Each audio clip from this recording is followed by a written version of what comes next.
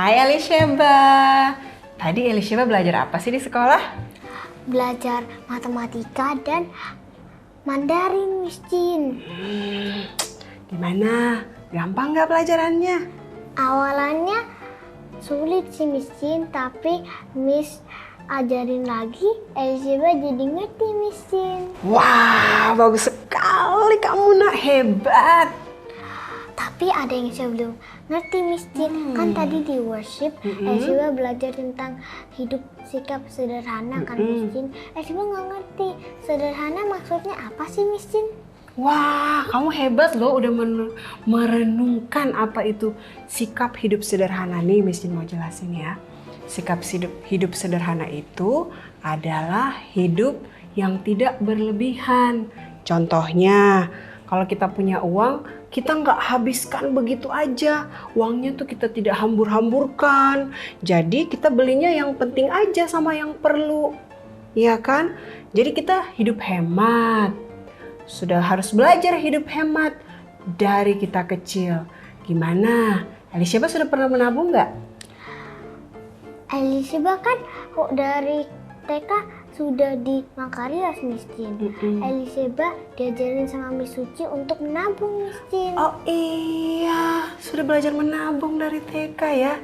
Kalau gitu kita semangat menabungnya ya. Ayo kita menabung. Semangat, Miss Jin. Ayo kita saksikan episode ke-13.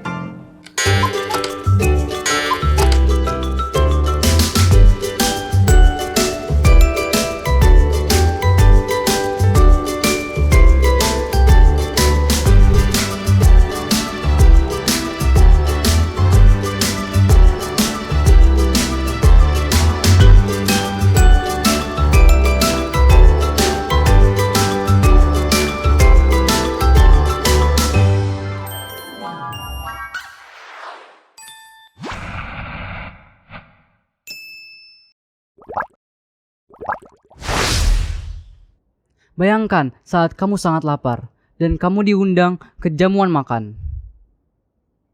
Kamu duduk di meja dan kamu menemukan minuman anggur dan makanan najis yang kamu tahu seharusnya tidak kamu makan atau minum. Apa yang akan kamu lakukan? Masalah itu dihadapi Daniel dan ketiga temannya. Mari kita lihat apa yang mereka lakukan. Tentara Raja Nebukadnezar telah menyerbu dan menaklukkan Yehuda. Semua pemuda dari keluarga kerajaan dan keluarga penting lainnya telah dibawa ke Babel. Daniel, Hananya, Azaria, dan Misael termasuk di antara pemuda Ibrani. Kerajaan Nebukadnezar sangat besar. Raja mengetahui bahwa para tawanan Ibrani memiliki banyak kemampuan. Jadi dia memutuskan untuk melatih beberapa dari mereka untuk bekerja di pemerintahannya. Mereka dapat membantu memerintah beberapa bagian dari kerajaan yang luas. Tetapi pertama-tama, mereka harus mempelajari cara-cara orang Babel. Mereka perlu belajar bahasa. Mereka harus belajar bagaimana hal-hal dilakukan di Babel. Daniel dan ketiga temannya tahu bahwa mereka akan melayani raja. Tetapi mereka memutuskan bahwa Tuhan akan menjadi yang pertama dalam hidup mereka. Mereka akan melayaninya terlebih dahulu apapun yang terjadi. Ada begitu banyak hal baru dan menarik untuk dilihat di Babel. Kuil besar untuk menyembah berhala ada di mana-mana. Pemuda Ibrani melihat taman yang dinaungi oleh pohon-pohon aneh dan tanaman berbunga yang menggantung. Kota-kota Babel benar-benar indah. Setelah perjalanan panjang mereka, semua orang menantikan makanan pertama mereka di Babel. Mereka harus makan makanan terbaik. Itu adalah makanan yang sama yang disajikan di meja raja. Daging panggang yang lezat dan minuman anggur manis ada di setiap meja. Makanan penutup termanis di seluruh negeri tersedia untuk semua. Semua orang Ibrani senang dengan makanan itu. Semua kecuali Daniel dan ketiga temannya. Mereka tidak bisa memakannya. Mereka tahu bahwa makanan ini tidak baik untuk mereka. Mereka juga tahu bahwa sebagian makanan dan anggur telah dipersembahkan kepada berhala. Daniel dan ketiga temannya bertekad untuk melayani Tuhan apapun yang terjadi. Jadi Daniel meminta petugas yang bertanggung jawab atas semua orang Ibrani untuk membantu. Dia meminta makanan sederhana dan air minum. Meskipun pegawai raja menghormati Daniel, dia menolak. Dia takut akan hidupnya nanti. Raja Nebukadnezar sendiri yang memesan makanan itu. Jika Daniel dan teman-temannya tidak memakan makanan itu, mereka mungkin tidak sekuat yang lain. Dan jika itu terjadi, raja mungkin akan membunuh petugas itu. Tapi Daniel tidak menyerah. Petugas telah menunjuk Melzar, seorang pelayan, untuk mengawasi Daniel dan teman-temannya.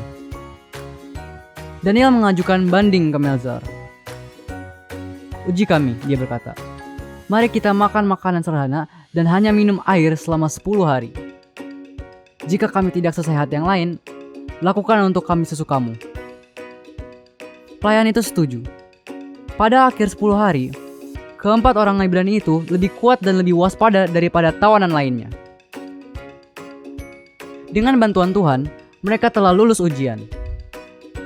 Selama 3 tahun pelatihan mereka diberi makanan dan air sederhana. Tuhan senang dengan Daniel dan teman-temannya. Alkitab mengatakan Tuhan membantu mereka dalam pembelajaran mereka. Dia memberi mereka hikmat dan pengertian. Dan dia memberi Daniel kemampuan untuk memahami mimpi. Daniel melayani Tuhan terlebih dahulu. Dia mematuhi aturan Tuhan tentang makan dan minum. Dan Tuhan menghadiahi Daniel. Pelayanan Daniel kepada Nebukadnezar akan membuat penguasa besar itu mengenal Allah yang benar. Ketika kita mengutamakan Tuhan, Dia dapat menggunakan kita untuk menunjukkan kepada orang lain hal-hal besar yang dapat Dia lakukan.